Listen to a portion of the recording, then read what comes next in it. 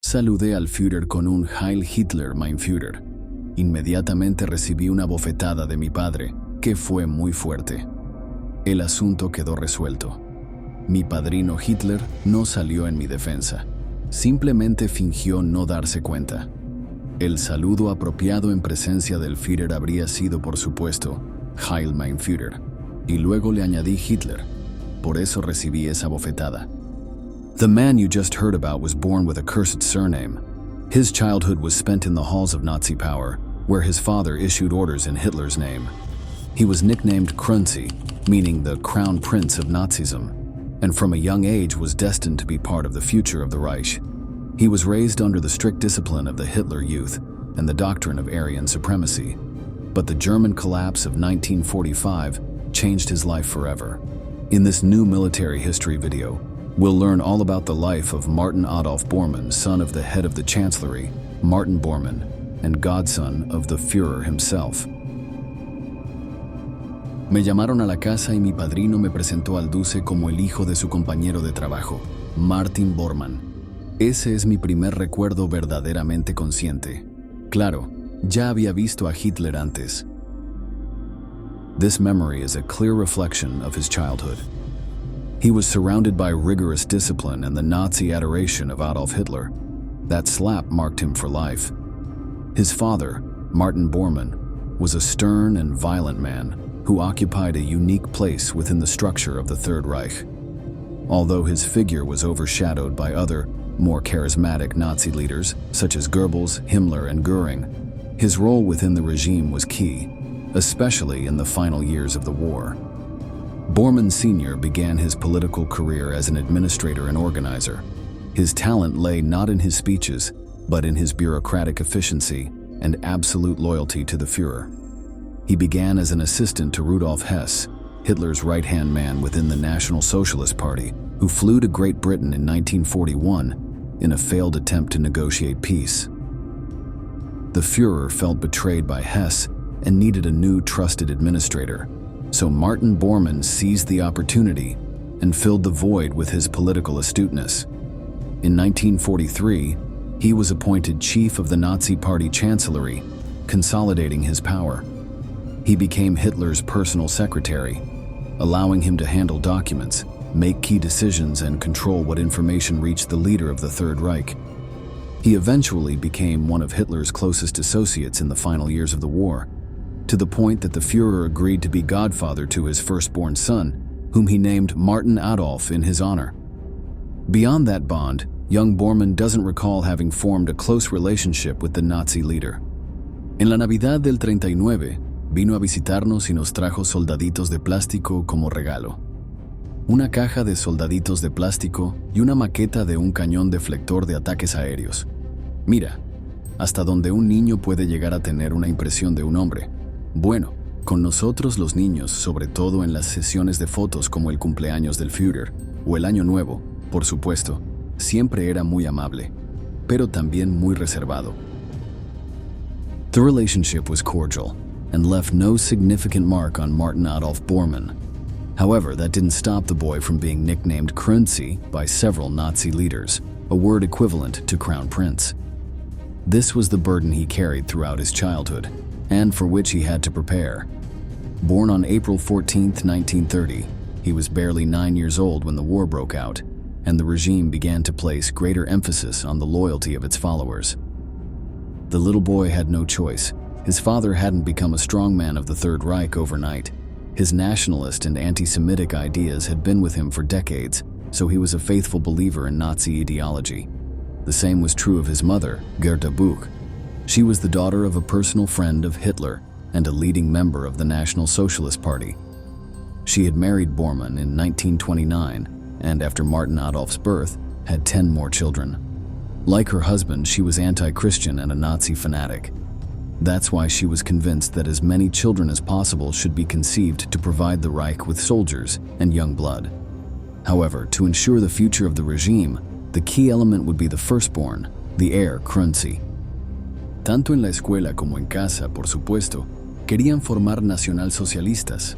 Si no era para puestos directivos en los diversos órganos del partido, al menos para formar a los llamados nacionalsocialistas creyentes, fiables en todas las ramas profesionales que requieren formación universitaria, de lo cual se desprende claramente que la élite del imperio debería haberse convertido, poco a poco, en nazi. Martin Adolf attended a rural school in Berchtesgaden, where the children of Nazi leaders attended. In his particular case, his parents ordered him not to participate in religious education classes. One day, the boy asked his mother why he wasn't receiving that education, and Goethe replied, "We don't need it." Krönzi began to gain a reputation as a rebellious and difficult child. However, he himself maintains that it was all a misunderstanding. He recounts that in 1940, a history teacher overwhelmed him with numerous lessons, and he chose not to attend his classes for a couple of days. But these infractions had repercussions within his family. Unos días después, mis padres recibieron la llamada Carta Azul con la amenaza de expulsarme del colegio si no cambiaba mi comportamiento. Mi padre me dijo sin pensarlo 2 veces que me transferirían al Partido Nacional Socialista, a la Escuela Imperial del NSDAP. Y los profesores recibieron instrucciones de mi padre, que por aquel entonces era el jefe de la tribu, para que criaran a su hijo como un alemán honesto. Martin and Goethe Bormann's intention was to straighten out their son's behavior, and the school they sent him to was essentially an extremely strict boarding school, an educational system for fanatics. There was no doubt that it was from there that the future leaders of the Reich would be selected. This school was located more than 200 kilometers from Berchtesgaden on Lake Starnberg in Bavaria. Martin Adolf entered the school to receive military training, in addition to physical training he was unaccustomed to. He had to memorize the party program and study Mein Kampf, the book written by Hitler, with the rigor of a Bible. It didn't seem like an easy task, but somehow he fit in. This place had made him face a new life, as he never lived with his family again. He saw them during school holidays, but it was a period when his father wasn't home, so their relationship was limited to a handful of isolated encounters. The distant bond with him deepened to the point of being irrecoverable. The last time he saw him was on December 25, 1943. By then, Krönzi was 13 years old and aware that the Reich had begun to collapse after the defeat at Stalingrad. However, he was still unaware of many of the practices carried out by the regime they were trying to instill in him. One of the clearest and most atrocious examples was the concentration camps. Como la prensa estaba completamente censurada, vivíamos en un mundo de mentiras. Así que no oíamos nada sobre los campos de exterminio ni sobre la deportación de judíos europeos. Solo sabíamos que existían los llamados campos de trabajo. No dijeron que fueran campos de exterminio. Allí, supuestamente, estas personas debían ser reeducadas. Es decir, como proclamaba la doctrina ideológica oficial, eran enemigos del sistema, enemigos del imperio, que debían ser convertidos en personas útiles. All the revelations about what was really happening around Nazism came in 1945, shortly after Martin Adolf Bormann turned 15. At the end of April, with the Red Army at the gates of the Reich Chancellery and the Allied forces tightening the siege around Berlin, the boarding school Krönzi attended closed. It was at that moment that he could feel the tension of the regime collapsing. Until those days, the hope of a dominant Germany remained latent in his mind. It was what he had been taught for years, the vision with which his mind had been bombarded again and again. Bueno, pensábamos que si ganábamos la guerra, seríamos los gobernantes del mundo. Seríamos los alemanes, y teníamos fe en la llamada división esquizofrénica del mundo, según la cual había superiores e inferiores. Los superiores son los alemanes, los arios. Claro, estos términos eran conceptos completamente erróneos, pero así se usaban en aquel entonces, y el resto tenía que ser siervo de las élites más dominantes del mundo. Finally, Martin Adolf's world changed completely on May 1st, 1945. Through the radio, he heard what would be the worst news for any Nazi follower. Hitler was dead. And with him, all hope of victory disappeared completely. The sounds of war filled the city of Berlin, devastated by the Soviets and Allied troops. Young Bormann believed he would die, so he set out to return to Berchtesgaden to join his family.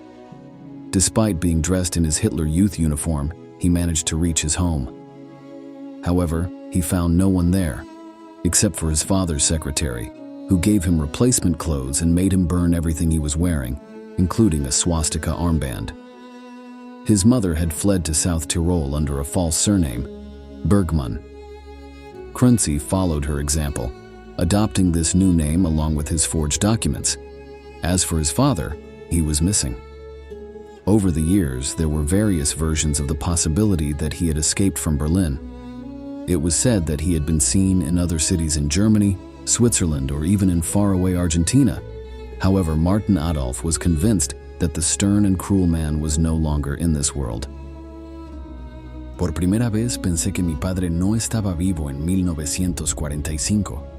En la noche del 30 de abril al 1 de mayo, recibimos un informe de radio que decía: murió entre los partidarios del Führer en su última residencia, entre las ruinas de la Cancillería. Esto, por supuesto, fue declarado nulo de inmediato cuando los testigos informaron de su muerte en combate. Claro que solo pudieron sugerir el lugar de su fallecimiento. Martin Bormann Sr. had been part of the group that remained with Hitler in the Führer bunker until the very end. After the Nazi leader took his own life, they attempted to escape, but it proved impossible in a city completely occupied by the enemy. Those who didn't die during the escape were caught and testified about what happened. Arthur Axmann, ex líder de la Juventud Imperial, afirmó que mi padre y el doctor Stumpfegger fueron vistos tumbados boca arriba unas horas después, en la zona de Lehrter Bahnhof. Bueno, si estaban tumbados boca arriba, significaba que no se estaban cubriendo. Aunque también sabía que a todas las figuras destacadas del Tercer Reich se les proporcionaban las llamadas cápsulas suicidas en caso de emergencia. There was no certainty that Bormann had used this tactic to commit suicide before falling into the hands of his rival. However, his son felt that this was the case, and he was right. After all, excavations were carried out in the Lehrter Bahnhof area in 1969, and 3 years later, the skeleton of Hitler's secretary was found. The remains were identified after a lengthy legal process, and in April 1973, his death was officially declared. They stated that death likely occurred on the night of May 1st, 1945, and that the cause was the cyanide capsule. However, unlike his father, Krönzi was luckier, especially considering that he was trying to escape the center of the fall of Nazism with the burden of a heavy family name. En aquel entonces, nos advirtieron en la escuela que nunca debíamos ser capturados. Luego, cuando supe que mi padre había sido clasificado como un importante criminal de guerra, también pensé, por supuesto que no debía ser capturado, porque ya entonces existía el concepto de responsabilidad penal para la familia. If he fell into the hands of the Allies and they discovered his real name, it would be the end. Nevertheless, the young man embarked on the journey as Martin Bergmann, following instructions to reach a rural school in Salzburg, Austria, where he had been sent by his father's secretary to learn the farming trade. And despite the uncertainty, he succeeded. He was able to cross the border, but upon reaching his destination, he felt empty and abandoned. In late 1945, he found refuge on a farm near the German border. He was sheltered by a peasant couple, to whom he lied about his origins. He said his parents had died in a bombing raid on Munich. It was on that farm that he learned about the horrors of Nazism, the Holocaust, and the role his father had played in that horror. He lived the following months in terror, convinced that if he was discovered, he would be shot for crimes committed by others. But that was not to be. En el verano del 45, llegué a un prado de montaña en Austria, donde una familia me acogió sin mediar palabra. Me vistieron elegante y me trataron como a su hijo menor. Y cuando dije que era luterano, estas personas, por lo demás católicas, de la comunidad evangélica, me trajeron una invitación. Claro que no quería ir, tenía mis razones. No quería que me notaran ni que me provocaran con preguntas innecesarias, ¿verdad? Por eso, los miembros de la familia campesina anfitriona me dejaron en paz. Nunca intentaron influir directamente en mí. In this way, the family that took him in gave him space and allowed Martin to make his own decisions. Little by little, he became interested in a religious vocation. He was baptized as a Catholic on May 4th, 1947, enrolled in the missionaries of the Sacred Heart Secondary School, and became interested in theological studies. When the Nuremberg tribunals sentenced Martin Bormann to death by hanging in absentia for war crimes, Martin Adolf embraced the Christianity his father had opposed. The Nazis had considered forming their own religion. In fact, they attempted to create the Reich Church, a Nazified version of Christianity. Krönzi referred to this fanaticism when recalling a conversation with his father. Me dio la respuesta en una frase: el nacionalsocialismo es la voluntad del Führer. Ahora bien, si reemplazamos al Führer por Dios, llegamos a la definición del cristianismo. Así que la veneración de mi padre por Hitler era una especie de creencia religiosa, por lo que la influencia de Hitler en esta generación, 10 años más joven que el propio Führer, no puede explicarse racionalmente. But that was in the past, and his religious path was different.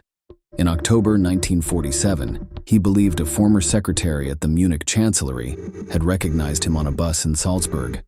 He was right. The next day, following an anonymous tip, he was arrested. He was handed over to American counterintelligence and ended up in jail until the local archbishop interceded for him and he was released. Catholicism had entered him like a beacon of salvation, or at least that's what he felt. After completing his training, he was ordained a priest at the age of 28. 3 years later, in 1961, he went as a missionary to the Congo, which was embroiled in a war for liberation from colonialism. Amidst this chaos, Martin Adolf Bormann was captured by a group of rebels, tortured, and subjected to mock executions. But none of this broke him. He finally returned to Germany, where in 1971 his life would take a new turn. He was in a car accident and ended up in a coma for several days. When he regained consciousness, he saw a nun at his side who had cared for him during his agony. They fell in love, renounced their vows, and married. From then on, the Bormanns devoted themselves to religious education, the same classes his parents had prevented him from attending as a child. Thus, Krönzi, Hitler's godson, lived a peaceful life until his death on March 11, 2013. His name was a great burden, but he was able to bear the weight of being the heir to Nazism and completely change his destiny. There is no doubt that Martin Adolf Bormann was a man who fought to free himself from the shadow of his past, trying to redeem a family name stained with blood. And so, we come to the end. We'll see you in our next installment to continue learning about the fascinating history of military history.